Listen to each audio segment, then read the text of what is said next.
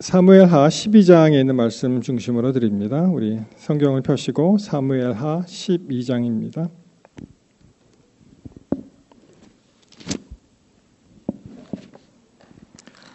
말씀이 이렇게 시작되죠. 여호와께서 나단을 다윗에게 보내시니 그가 다윗에게 가서 그에게 이르되 한 성읍에 두 사람이 있는데 한 사람은 부하고 한 사람은 가난하니 그 부한 사람은 양과 소가 심이 많으나 가난한 사람은 아무것도 없고 자기가 사서 기르는 작은 암양 새끼 한 마리뿐이라. 그 암양 새끼는 그와 그의 자식과 함께 자라며 그가 먹는 것을 먹으며 그의 잔을 마시며 그의 품에 누움으로 그에게는 딸처럼 되었다. 요새 한국 사람들도 그 강아지들을 무척 좋아하죠. 한국에 계신 분들. 그래서 이제 유모차는 사라지고 견모차라고 하더라고요. 이렇게 끌고 가는 거 이렇게 보면은 누가 들어가 있나 보면 이제 강아지가 예쁜 강아지가 한 마리가 있더라고요. 그래서 제 사촌 얘기로도 그 개들도 자기가 사람인 줄 안대요. 너무 사람과 같이 이렇게 가꾸고 파마하고 목욕시켜주고 그러니까 나도 사람이야. 근데 마치 그 사무엘하 12장에 나오는 이 예화 나단의 이야기는 정말 애지중지하게 키우는 그런 사람이 이 암양을 참 예쁘게 가족과 같이 그렇게 지는 것을 알 수가 있습니다. 계속해서 5절을 보시면은 여호와의 살아계심을 두고 맹세하노리 잠깐 건너뛰었네요. 자, 4절 어떤 행인이 그 부자에게 오매 부자가 자기 양과 소를 아껴 자기에게 온 행인을 위하여 잡지 아니하고 가난한 사람의 양 새끼를 빼앗아다가 자기에게 온 사람을 위하여 잡았나요? 이게 무슨 말입니까? 한 사람은 굉장히 부자인데 모든 양과 그런 게 다 많은데 손님이 오면 자기가 대접을 해야 되잖아요. 근데 어떻게 했다고요? 옆집에 있는 한 마리밖에 없는 그 암양을 잡아다가 대접을 했다. 나단이 다윗한테 얘기한 거죠. 다윗의 반응이 어땠습니까? 다윗이 그 사람을 크게 노하여 나단에게 이르되 다윗이 한 말이에요. 여호와의 살아계심을 두고 맹세하노니 이 일을 행한 그 사람은 어떻게 해야 된다? 마땅히 죽을 자라. 그가 불쌍히 여기지도 아니하고 이런 일을 행하였으니 그 양 새끼를 몇 배나 갚으라고요? 4배나 갚아 주어야 하리라 한지라. 여러분 여기서 왜 그 다윗이 이제 흥분을 해서 왜 4배나 갚으라고 얘기했습니까? 근거가 있나요? 여러분 다윗은 그가 하나님의 율법을 잘 알고 실천하는 전문가였습니다. 알아요. 율법에 있는 걸. 그 출애굽기 22장 1절에 보시면은 소나 양을 도둑질하여 잡거나 팔면 그는 소 한 마리에 몇 마리로 갚을까요? 소는 좀 크잖아요. 한 마리당 5마리. 그런데 그 다음에 나오는 말씀이 양 한 마리에는 양을 몇 마리로 갚으라고요? 4마리. 다윗이 아는 거예요. 얘기를 듣고 양 한 마리를 쓱싹해서 저런 나쁜 녀석이 있나? 어떻게 합니까? 4배나 갚아라. 그렇게 얘기합니다. 그런데 쭉 읽어보시면 우리가 잘 아는 말씀이지만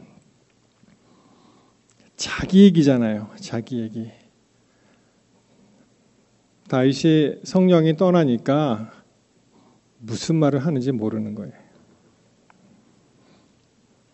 나단이 이제 직격탄을 내립니다. 나단이 다윗에게 이르되 당신이 그 사람이라 이스라엘의 여호와께서 이와 같이 이르기를 이르시기를 내가 너를 이스라엘 왕으로 기름 붓기 위하여 너를 사울의 손에서 구원하였다.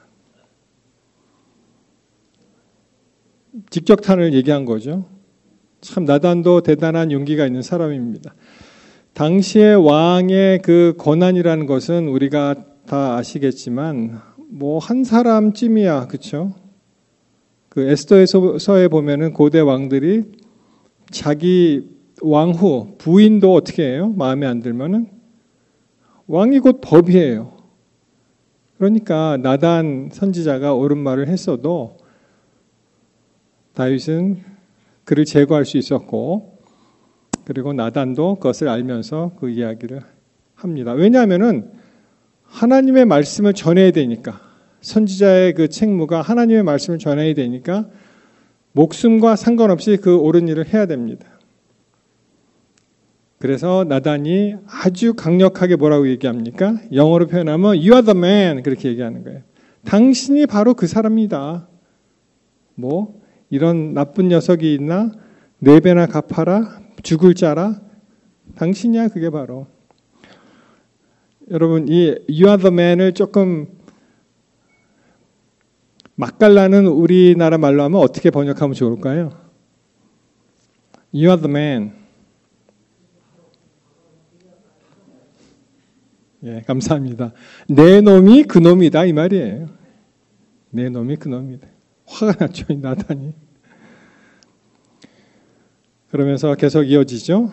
자, 보십시오. 내 주인의 집을 내게 주고 내 주인의 아내들을 내 품에 두고 이스라엘과 약속 유다 족속을 내게 맡겼느니라. 만일 그것이 부족하였을 것 같으면은 내가 내게 이것저것을 더 주었다. 무슨 말이죠? 여기서 내 주인은 누굴 얘기합니까? 사울을 피하고 이제 다윗을 하나님께서 세우셨잖아요. 그래서 사울에 가지고 있는 모든 것들. 그런데 이제 쭉 보시면은 우리가 무심코 지나가지만은 사실 성경에는 사울의 아내를 다윗이 빼앗았다는 기록은 사실 없습니다. 여기 보면은 내 주인의 아내들을 내 품에 두었다 이렇게 나오죠. 뭐 나중에 또 살펴보겠습니다만 그 아히도멜을 통해서 그 압살롬이 참 자기 아버지 다윗 왕을 반역을 하고 그 다음에 이제 일종의 사주를 받아서 이제 후궁들을 다 자기가 가져가죠. 성경에 기록되어 있는데 이러한 기록은 없어요. 다윗이 사울의 그 처를 아내를 빼앗았다 그런 말은 없습니다. 그럼 이 성경을 어떻게 이해할 것인가? 여기 보면 문자 그대로 내 주인의 처들을 내 품에 두었다 이렇게 말씀하시잖아요. 여기 그 아내 처라는 단어를 살펴보시면은 우리 잘 아시는 그 이샤라는 단어를 썼어요. 우리 창세기 배울 때 기억나십니까? 이게 남자가 여자에게서 나왔을 때 요 앞에 히브리어는 이제 오른쪽에서 왼쪽으로 가니까 이시가 이제 남자라는 뜻이고요. 그걸 변형해서 이샤 그러면은 그게 여자라는 뜻인데 그래서 이 이샤 이 아내로 표현됐던 이 글이 영어로 woman, wife, female 이런 뜻이 있습니다. 그러니까 여자 그냥 아내뿐만 아니라 그냥 여자 일반적인 그리고 성을 나타낼 때 여성 그리고 이제 아내란 뜻이 있는 것이죠. 그래서 이런 것을 이제 종합해 보면 내 주인의 아내를 내 품에 두었다는 그런 뜻은 하나님께서 과연 사울의 왕권, 집안, 권위 이런 모든 것들을 다윗에게 넘겼다는 이제 상징적인 그런 말씀이 되는 거죠. 꼭 그 아내를 취했다기보다는 사울이 가지고 있던 모든 왕권과 집안과 그 권위와 그의 생활의 모든 것을 다 이제 다윗에게 넘겼다 그렇게 됩니다. 자, 줄여서 그 다음에 9절부터 12절에 있는 말씀을 보시면은 예언적인 그 나단 선지자의 선언이 나오죠. 근데 여기 이제 보시면은 이제 두 가지가 크게 나타나는데 하나는 칼이 내 집에 영영 떠나지 않는다. 왜냐하면 내가 칼로 햇사람 우리아를 죽였고 암몬 자손을 칼로 죽이고 그 철을 빼앗아 내 철을 삼았기 때문에 너에게는 내 집에서 영영 칼이, 그러니까 이제 아주 잔인한 그러한 그 살인 사건 내지는 그런 피를 묻히는 일이 많이 있다는 그런 말씀을 하셨고, 그 다음에 참 끔찍한 이야기입니다만 내 처가 다른 사람과 백주에 동침하리라. 그 전에 우리가 성경적 압살롬에 대해서 나왔을 때 그 이야기가 이제 그대로 이루어지는 것을 알 수가 있습니다. 자, 다윗의 반응입니다. 다윗이 어떻게 반응했습니까? 다윗이 나단에게 이르되 내가 여호와께 죄를 범하였노라. 여러분 이 표현을 잘 보십시오. 마치 그 요셉의 경우에서도 보디발의 그 아내가 이제 유혹을 할 때 그가 뭐라고 얘기합니까? 내가 어찌하여 보디발에게 큰 죄를 지으리까? 그렇게 얘기하지 않았습니다. 내가 하나님께 득죄하리까? 마찬가지죠. 하나님의 율법을 어겼기 때문에 근본적으로 하나님께 죄를 범한 것이 되죠. 그 결과가 이제 밧세바를 취한 것이 되죠. 근데 놀랍게도 나단은 이런 얘기를 합니다. 다윗이 회개했을 때 즉각적인 응답이 나오는데 하나님께서 당신의 죄를 사하셨다. 여러분 어떠한 죄인이 어떠한 죄를 짓고 하나님 앞에서 그것을 회개하면은 즉시로 그것이 받아들여진다는 거예요. 그리스도의 십자가의 보혈이 그것을 깨끗하게 못하는 그런 죄가 없다는 것입니다. 우리가 즉각적으로 회개하면 그것이 즉각적으로 받아진다는 거예요. 우리가 예수님을 믿고 침례받기로 결정하고 회개하잖아요. 즉각적으로 하나님께서 은혜를 베푸신다는 것이겠죠. 그러면서 하는 말이 당신의 죄는 사하셨기 때문에 아까 그 사람은 죽으리라고 얘기했잖아요. 다윗이. 근데 하나님께서 주신 말씀은 당신은 죽지 않는다. 여러분 오늘 제목이 못자국인데요. 우리 다 이 못질 해보신 경험들이 있으시죠? 나무판에다가 이제 못을 박습니다. 우리가 범죄해요. 박아요. 회개합니다. 못을 뺍니다. 그래도 뭐는 남아요? 못자국이 남는 거예요. 못자국이 남습니다. 그건 어떻게 지울 수가 없는 거예요. 14절에 보시면은 이 일로 말미암아 여호와의 원수가 사단이 크게 비방할 거리를 얻게 하였나니, 야 네가 다윗이야? 하나님의 기름 부음 받으면 종이냐? 하나님의 마음과 함께하는 것이냐? 근데 이따위로 행동을 하냐? 비방할 거리를 제공한 것이죠, 다윗이. 그리고 당신이 낳은 아이가 반드시 죽으리라.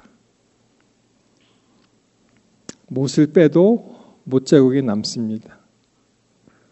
근데 여러분 이상하지 않으십니까? 이게 논리적으로 좀 안 맞잖아요. 우리 현대적인 그 법의 개념은 자기가 잘못하면 다른 사람이 벌 받지 않습니다. 제가 아주 친한 친구가 있어요. 근데 그 아이가 뭐 사람을 죽였다고 하십시다. 그럼 법정에 가서 내가 이 사람 대신 죽을게요. 내가 대신 형 받겠습니다. 그게 통합니까? 안 통합니까? 예전에 이런 경우는 있었다고 해요. 마치 조선시대에 양반이 죄를 지었는데 곤장 100대를 맞아야 돼요. 그러면은 그걸 돈으로 삽니다. 그리고 종이 그것을 대신 맞아요. 그렇죠? 그런 경우는 있는데 그게 어떻게 보면 이제 성서적으로 조금 일맥상통한 것 같은데, 자 질문은 뭐냐면은 죄는 누가 지었어요? 다윗이 지었잖아요. 근데 죄 없는 아이가 왜 죽습니까? 죄는 다윗이 지었는데 왜 아기가 죽어요? 공평하세요, 하나님께서? 다윗이 그 일을 성경을 읽어보시면은 아이를 위해서 열심히 기도하죠. 혹시 하나님께서 들어주실까? 여러분 잘 생각해 보십시오. 이게 말이 안 되는 소리인데 이게 무슨 말이냐면은 바로 예수 그리스도를 예시하신 것입니다. 그가 아들을 낳으리니 그 이름을 예수라 하라. 이는 그가 자기 백성을 그들의 죄에서 구원할 자이심이라. 예수가 태어났는데 그 이야기를 앞서서 하신 거예요. 하나님께서 네가 죄는 졌지만 한 아이가 나와서 온 인류를 구원하시겠다는 말씀을 다윗의 이 사건을 통해서 말씀을 하십니다. 한 아이가 죽습니다. 다윗이 얘기했어요. 자, 이 일을 행한 사람은 이제 마땅히 죽을 자라. 12장 5절에 한 아이가 이제 죽게 되었죠. 그리고 그 양 새끼를 4배나 갚아 주어야 하리라. 아까 그 출애굽기 22장에 나온 그 4배. 근데 성경을 읽어보시면은 이 일이 어떻게 그 완성이 됩니까? 다윗의 아들이 몇 명 죽죠? 뭐 4명보다는 더 죽지만은 대표적으로 밧세바와 다윗의 사이에서 태어난 뭐 아들이라고 하십시다. 첫 아들이 죽게 되고 그 다음에 그 다말을 범한 그 암논을 복수하기 위해서 압살롬이 암논을 살해하죠. 압살롬이 아버지께 반역을 한 다음에 전사합니다.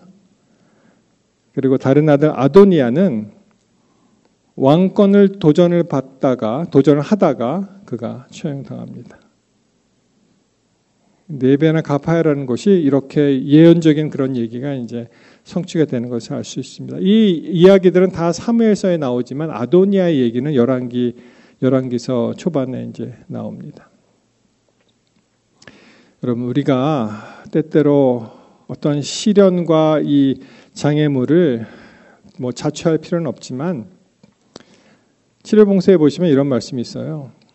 Trials and obstacles are the Lord's chosen methods of discipline and His appointed conditions of success. 여러분, 시련과 장애물이 뭐라고요? 하나님께서 택하신 훈련 방법이라고 말씀하십니다. 그리고 그분이 정하신 성공의 조건이라고 말씀하세요.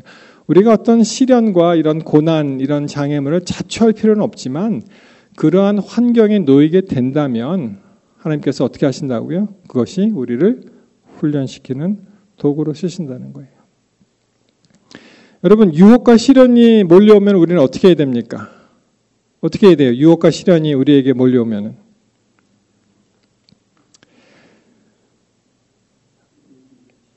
이 영어 표현이 굉장히 실감나게 되어 있는데 이게 present truth라 그래갖고 이제 현대 진리로 번역된 것인데 1849년 그 간행물이죠.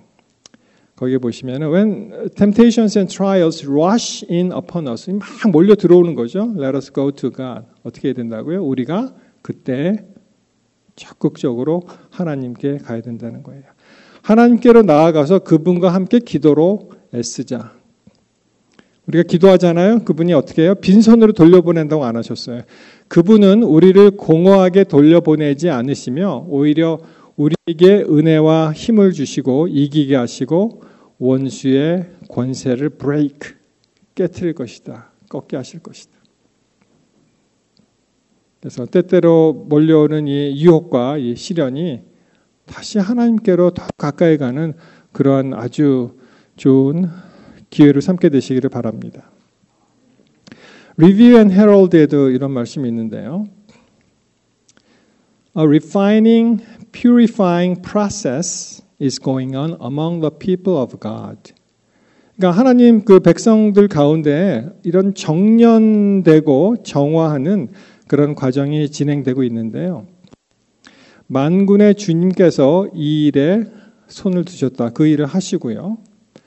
이 과정은 우리 그것을 당한 영혼들에게는 아주 큰 시련이 되죠. 가장 큰 시련이 되지만 이 과정을 통해서 더러움이 제거되기 위해서는 꼭 필요하다는 것입니다. 그래서 하나님의 영혼을 정련하고 정화시키시는 사역은 그분의 종들이 겸손해지고 자아에 대해서 죽어서 적극적인 봉사로 부름받을 때 하나님의 영광만을 바라볼 수 있을 때까지 계속되어야 한다. 자, 시련과 어려움이 몰려옵니다. 뭐 어떻게 이거를 버틸 재간이 없어요. 그걸 하나님께서 허락을 하셨는데 그때 어떻게 한다고요? 우리 자아가 죽고 계속해서 하나님을 바라보고 그분의 영광만을 위해서 살 수 있도록 우리를 훈련시키는 과정이라는 것을 기억하게 되시기를 바랍니다. 자, 주님께서는 그분의 자녀들을 같은 길로 거듭거듭 인도하시되 완전한 겸손이 마음을 채우고 품성이 변화될 때까지 압력을 더하신다. 와, 그렇게 표현하셨더라고요. 영어로 보셔도 increasing the pressure until perfect humility fills the mind and the character is transformed. 이렇게 표현하셨고요. 그러면 그들은 자아를 이기고 그리스도와 성령의 하늘의 성령과 조화를 이루게 된다. 어떨 때는 이게 끝날 것 같지가 않아요. 이 시련과 어려움이 계속 압력이 높아집니다. 완전히 우리가 하나님께 굴복될 때까지, 하나님의 영광을 위해서 살 때까지, 그리고 나의 모든 이 불순물이 다 제거될 때까지 그 일이 계속 진행된다고 이제 말씀하시는 거죠. 그래서 어쩌면 우리가 아직도 이러한 고통과 어려움 가운데 있게 된다면은 조금 더 우리가 더 하나님을 붙잡는 그런 일이 있어야 되지 않을까 이렇게 생각을 합니다. 여러분 혹시 이 하늘 보시면 가끔 비행기가 날아다니잖아요, 그렇죠? 미국 와서 처음 느낀 건데 제가 이제 서울에 살 때는 이게 뭐라 그럽니까? 그 비행 제한 금지 구역이에요, 서울시가. 왜냐하면 청와대가 있고 그렇기 때문에 비행기를 볼 수가 없어요. 근데 미국에 오니까 비행기를 이제 자주 보게 되는데 아마 많은 분들이 이 비행기가 날아가는 것을 보고 굉장히 so you want to know who the best is? Well, when it comes to 굉장히 이제 if you want to know who the best is, don't look at the 나도 한번 저렇게 날아봤으면 그런 마음을 가지고 계실 것 같아요. 이 비행기가 랩터라는 비행기입니다. 랩터 그 F-22 세계에서 가장 성능이 좋은 그런 비행기예요. 그리고 얼마나 이 친구가 실력이 있냐면은 이 모의 전투를 했는데 다른 비행기랑 놓고 이제 모의 전쟁 그 시뮬레이션을 돌려봤는데 이 비행기 한 대가 144대인가 그거를 격추시키는 그런 게 나와요. 한 대가. 보시면 여기 나오죠. 스텔스, 그 다음에 뭐 라이트, 그 애질리티 뭐 이런 그런 표현이 나오잖아요. 그러니까 가장 빠르고 가장 기동력이 좋고 그리고 안 보여요. 스텔스 기능이 있어요. 그리고 뭐 이 무장도 좋고 그래서 이 비행기를 쫓아갈 비행기도 없고 나라도 없습니다. 지금 미국은 요 5세대 전투기를 넘어서 6세대 전투기를 이제 개발 중입니다. 왜냐하면은 다른 비행기, 그러니까 소련의 그 러시아의 좋은 비행기가 이제 35km에 있는 반경 그런 것을 식별한다면은 이 친구는 그거보다 한 뭐 몇백 킬로미터 앞서서 보는 거예요. 그러니까 비행기가 따라오는지도 모르고 격추되는지도 모르고 옆에 있는지도 모르고 그냥 격추가 되는 거죠. 한 번은 이 친구가 쭉 어떤 그 적기를 쫓아가는데 이 바로 옆에까지 올 때까지 눈치를 못 챈 거예요. 적군 그 조종사가. 그러니까 조음할 때 빨리 가라 그래서 그냥 완전히 뺑소니 쳤다는 거예요. 꽁무니를 빼고 경쟁이 안 되는데 여러분 이 말씀을 왜 드리냐면은 우리는 그냥 저런 하늘을 날고 싶다, 참 멋있다, 저런 걸 타고 싶다 그런 마음을 그냥 이렇게 막연하게 하는데 여러분 조종사가 되기 위해서 얼마나 많은 훈련을 하는지 아세요? 조종사 한 명을 잃어버리면 국가적으로 큰 손실입니다. 그 조종사 한 명을 키우기 위해서. 아마 제가 조종사가 못된 근본적인 이유 중에 하나가 이겁니다. 제가 이제 멀미를 하거든요. 그래서 어떨 때는 좀 창피한 얘기지만 이제 뒤에 앉아서 가면 어떨 때 막 멀미를 해요. 제가 그렇게 순수합니다, 사람이. 멀미 안 하시는 분은 다 그럼 오염됐습니까? 중학교 다닐 때까지도 버스를 안 탔어요. 근처에 학교를 걸어 다녔기 때문에 멀미를 아주 많이 했습니다. 근데 여러분 지구라는 거 아세요? 옛날에 지구? 지구, 이 글로브 같이 생겨서 이렇게 사람이 닿으면 뺑뺑뺑. 저 그거 못합니다. 차라리 죽는 게 나을 것 같아요. 그거 못합니다. 근데 조종사가 되기 위해서는 그 일을 해야 돼요. 여기에 그 센트리퓨지라는 건데, 요 이제 가속도를 이제 높이는 그런 훈련 방법입니다. 이것이. 여러분, 우리가 그냥 이 이 지상에 살을 때 그거를 뭐 완주인가 그래요. 근데 이 조종사들이 이렇게 급격하게 회전하거나 뭐 빨리 가거나 그런 게 필요하잖아요. 이렇게 그 조정을 하려면은. 그러면은 이것이 한 8G 정도까지 올라갑니다. 그러니까 자기가 느꼈던 중력의 8배, 그러니까 70kg인 사람은 7, 8에 50, 560kg이 되는 거예요. 그러니까 이게 그냥 앉아 있으면은 중력에 의해서 피가 다 밑으로 내려가요. 그래서 기절을 합니다. 피가 모자라면은. 그래서 그 훈련을 하는 거예요. 이 사람들이. 그래서 맨 처음에 1G로 시작했다가 2G, 3G. 여러분 그 이젝션이라 그러죠. 이 사람은 이제 하다가 지금 이 호흡을 막 연습을 하면서 그걸 견디는 건데 결국은 이렇게 잃더라고요. 이게 보면은 뭐 한 3G인가밖에 안 되는데도 정신을 잃더라고요. 그래서 이 훈련을 계속 하는 거예요. 높이면서. 그래서 나중에는 그것을 잘 전투할 때 이것이 뭐 오래 갈 수는 없죠. 길게 한 30초도 안 가요. 사실 그 순간적인 그 회전이. 그렇지만 그것을 견디지 못하면은 뭐 싸움도 할 수 없고 이제 조정도 할 수가 없는 것이죠. 그래서 그 하나님께서 우리에게 어떠한 시련과 장애물을 통과하면서 압력을 높이신다고 말씀하셨잖아요. 마치 조종사가 그런 훈련을 받으면서 그 어려운 과정을 극복하고 나중에는 조정할 수 있게. 그래서 그 emergency ejection이 일어나면은 그게 15G 정도 된대요. 갑자기 그 뭐라 그럽니까? 그 조종석 그 의자가 갑자기 위로 확 올라가는 거 가끔 보셨죠? 그게 15G래요. 그래서 많은 사람들이 이 척추를 다치고 이게 압력을 너무 받아갖고 뭐 근데 죽을 정도는 아니니까 그래서 살아나는 그런 얘기를 들은 적이 있습니다. 여러분 사울과 다윗의 극명한 차이는요. 제가 이제 도표로 해봤는데 이 사울의 이 heart condition, 이 마음 상태는 그가 마음이 갈라졌고요. 그리고 self-centered, 자기 중심이고 그리고 굉장히 불안정합니다. 그거에 비해서 다윗은 wholehearted, 그러니까 전심으로 하나님께 맡기고 God-centered, 하나님 중심이고 굉장히 험불했다.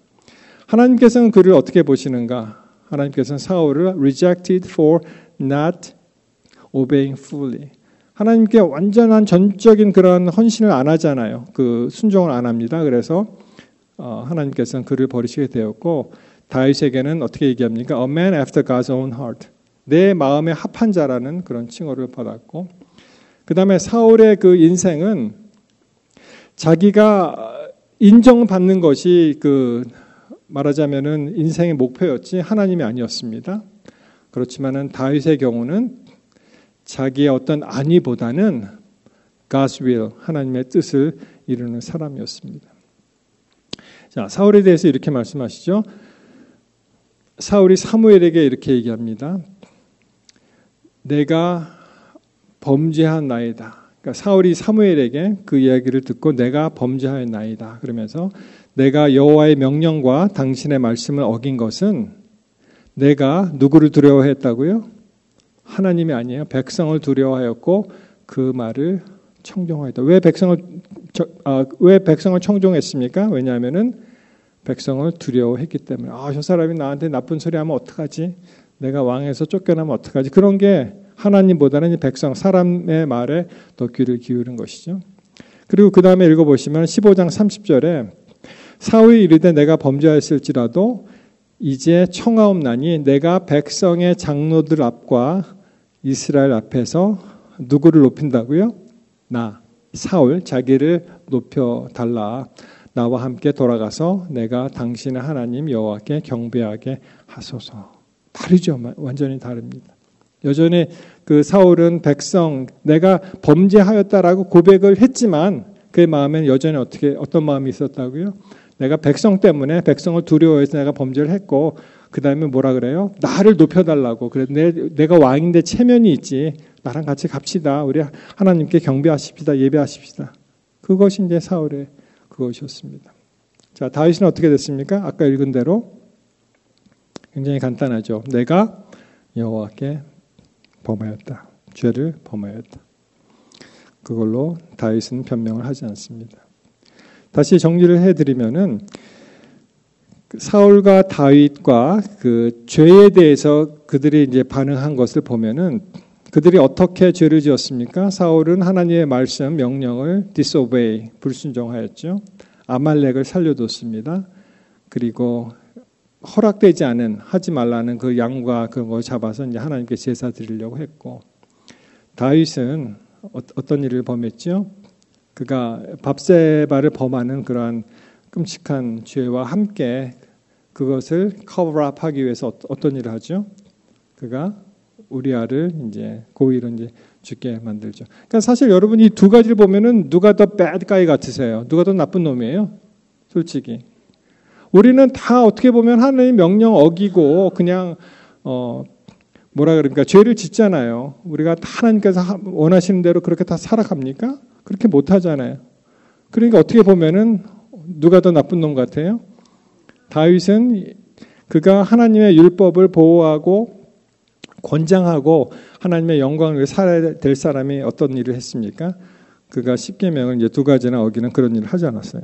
그럼에도 불구하고 하나님께서는 다윗을 용서하셨는데 사울은 그 반응이요.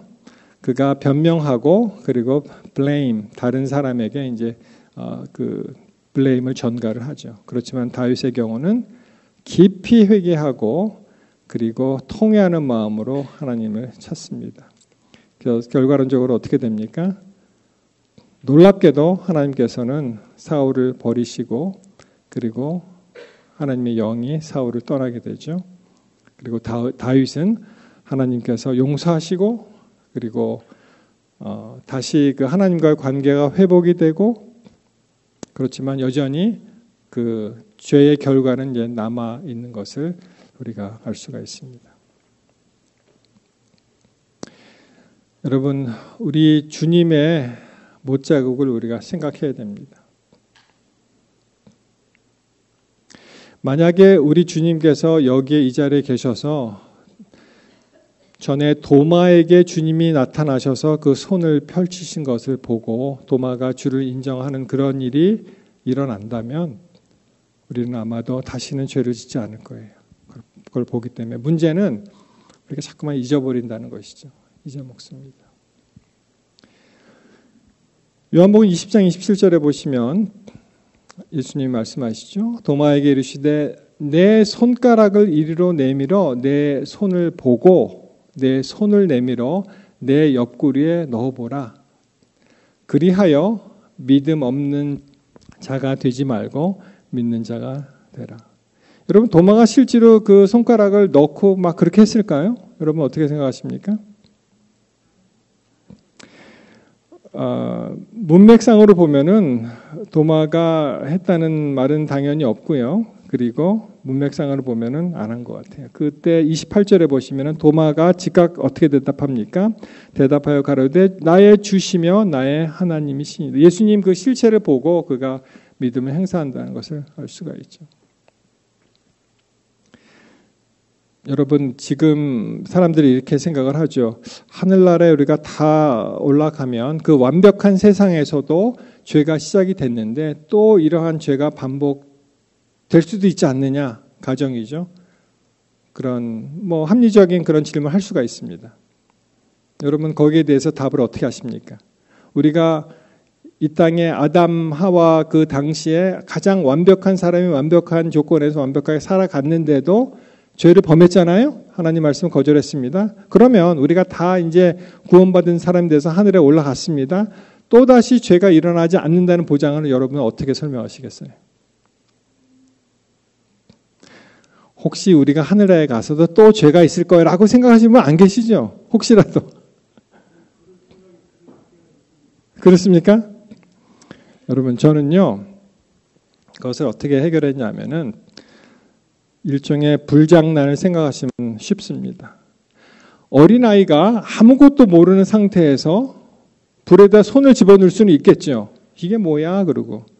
그렇지만 한 번 불에 댄 사람은 절대로 다시 그러한 어처구니 없는 잘못을 저지르지는 않을 거라고 생각을 해요. 우리가 다 죄의 결과 이런 것을 다 깨달았기 때문에 이제는 우리가 거기에 대해서는 더 자유롭지 않을까 저는 그렇게 생각을 합니다.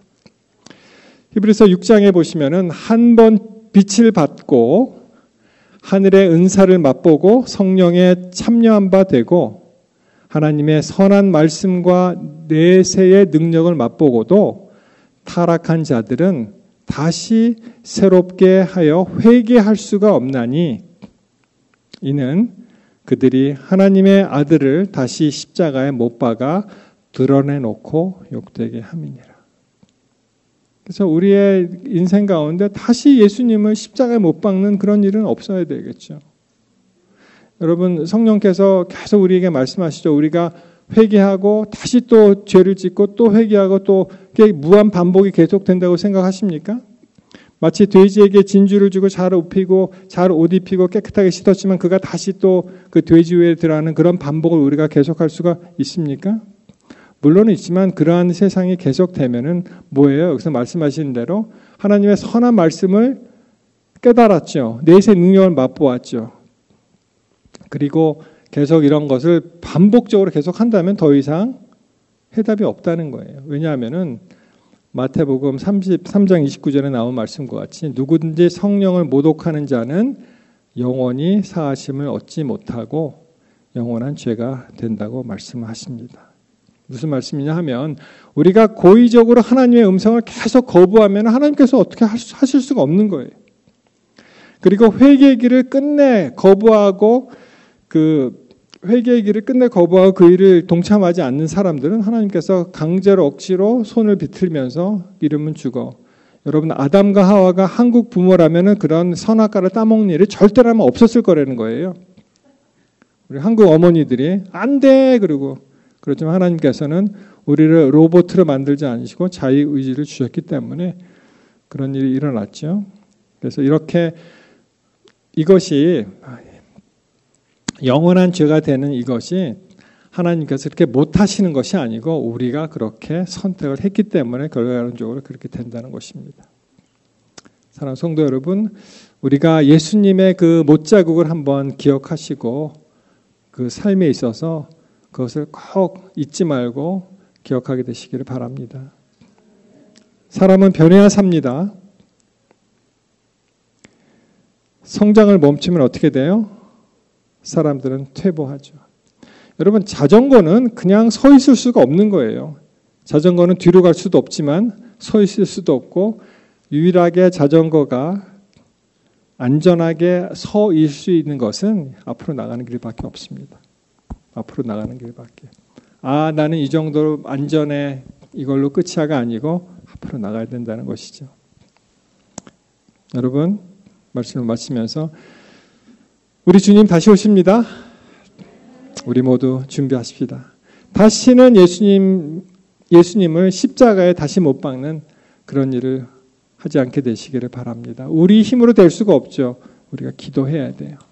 그리고 우리가 하나님을 전적으로 붙잡아야 됩니다. 그럼 우리 모두를 하나님께서 그 안전한 그리고 영화로운 그런 나라로 모두 인도하실 줄 믿습니다. 우리 행복하고 기쁜 안식을 계속 이어가시길 바랍니다.